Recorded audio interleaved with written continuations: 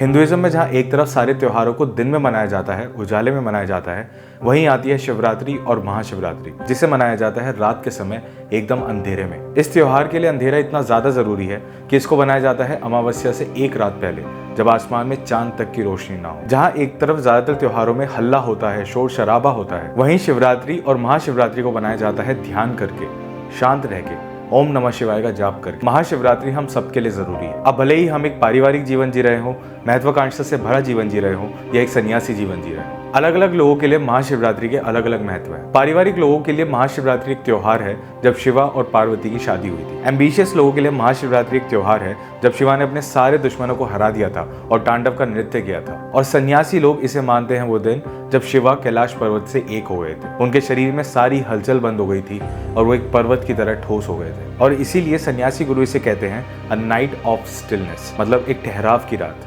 आत्मचिंतन की रात, एक शिवा की रात। अब आगे बढ़ने से पहले हम समझते हैं शिवरात्रि और महाशिवरात्रि को, कि कब मनाई जाती है, क्यों मनाई जाती है और रात के समय ही क्यों। हम सब जानते हैं कि अमावस्या एक ऐसी रात होती है जब सबसे ज्यादा अंधेरा होता है, आसमान में चांद तक की रोशनी नहीं होती। इंग्लिश में इसे न्यू मून भी कहा जाता है। अमावस्या से ठीक एक रात पहले जब चांद सबसे ज्यादा कमजोर होता है और अपनी नई साइकिल शुरू करने वाला होता है, उस रात को हम मनाते हैं शिवरात्रि। पर उसी रात को क्यों? देखो, हिंदुइज्म में टाइम कोई लीनियर कॉन्सेप्ट नहीं है, वो साइक्लिक है, युगों में बटा हुआ है। अब भले ही वो चांद के लिए हो या हमारे लिए, इस संसार की हर एक चीज एक साइकिल में बंधी हुई है और इस साइकिल को रीस्टार्ट करने की ताकत सिर्फ शिवा के अंदर है। हम सब ने कहीं ना कहीं शिवा का नटराज रूप तो देखा ही होगा। उसके अंदर शिवा को तांडव करते हुए दिखाया गया है और जो पीछे आप चक्र देख रहे हैं वो है समय का चक्र। नटराज पोज सिंबलाइज करता है कि शिवा के तांडव करने से ये समय का चक्र घूम रहा है और इसीलिए चांद की आखिरी रात को शिवा को डेडिकेट किया गया है ताकि शिवा चांद को ताकत दे और उसकी एक नई साइकिल शुरू करे। चांद की एक साइकिल लगभग 30 दिन की होती है, मतलब एक साल में 12 साइकिल,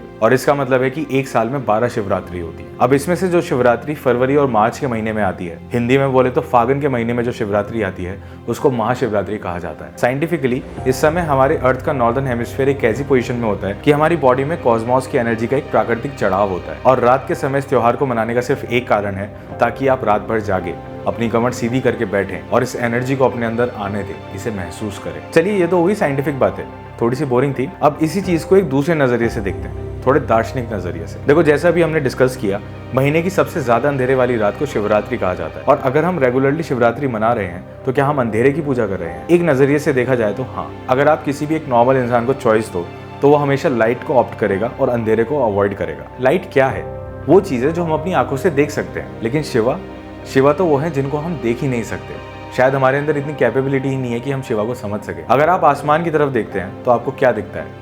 तारे, चांद, और हो सकता है कभी कभी कोई प्लेनेट दिख जाए। लेकिन जो चीज हम सब नजरअंदाज कर जाते हैं, जो इस आसमान को सबसे ज्यादा ऑक्यूपाई करती है, वो है ये खालीपन, ये शून्यता। हम सबको छोटे छोटे कंकड़ जितने पिंड तो दिख जाते हैं, लेकिन हमें नहीं दिखता है खुला आसमान जिसने इन पिंडों को अपने अंदर जगह दे रखी है। सदगुरु के हिसाब से शिवा की डेफिनेशन है दैट विच इज नॉट। जो भी चीजें हम अपनी आंखों से देख पा रहे हैं, महसूस कर पा रहे हैं, समझ पा रहे हैं, वो सब है दैट विच इज। लेकिन बाकी सब जो हमारी समझ के परे है, जो हमें नहीं दिखता, वो सब है दैट विच इज नॉट। और शिवा वहीं रहते हैं। इस पृथ्वी के लगभग हर धर्म में भगवान को ओमनी प्रेजेंट कहा गया है, मतलब सर्वव्यापी, जो हर जगह प्रेजेंट हो। आप मुझे एक बात बताओ, क्या है वो चीज जो हर जगह प्रेजेंट है? वो है ये खालीपन, ये अंधेरा, ये नथिंगनेस। अब ज्यादातर लोग अंधेरे को राक्षसी समझते हैं और लाइट को डिवाइन समझते हैं, लेकिन अगर आप सोचो तो लाइट तो एक छोटी सी हैपनिंग है, उसकी शुरुआत होती है और उसका अंत होता है। और लाइट को कॉन्स्टेंटली एक फ्यूल की जरूरत होती है। अब भले ही वो दिए में तेल हो, बल्ब में बिजली हो, या सूरज में न्यूक्लियर रिएक्शंस, जैसे ही फ्यूल खत्म लाइट बंद। तो वो सर्वव्यापी कैसे हुई? वो डिवाइन कैसे हुई? अच्छा, मुझे बताओ कि लाइट का सबसे बड़ा सोर्स क्या है? सूरज, राइट? लेकिन हम एक हाथ से सूरज की किरणों को रोक सकते हैं और जो पीछे रह जाता है वो है अंधेरा। एक अंधेरा ही है जो हर जगह प्रेजेंट है, जो सर्वव्यापी है और हमारे लिए भगवान के सबसे क्लोजेस्ट है। जब हमारे सामने लाइट होती है तो हमारा फोकस बहुत लिमिटेड होता है। हम वही देखते हैं, वही समझते हैं जो हमारी आंखों के सामने होता है। लेकिन जब हम आंखें बंद कर लेते हैं तब हमारे पास अनलिमिटेड पॉसिबिलिटीज होती हैं।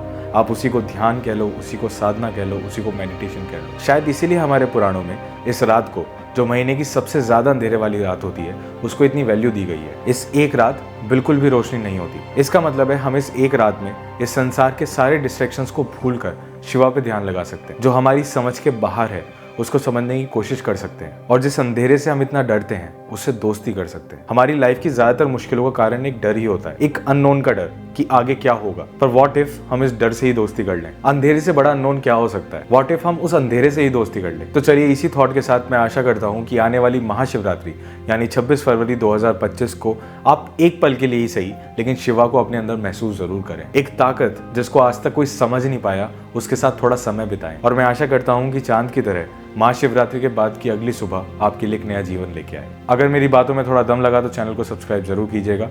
बाकी मिलता हूं मैं आपसे फिर किसी दिन फिर किसी वीडियो के साथ।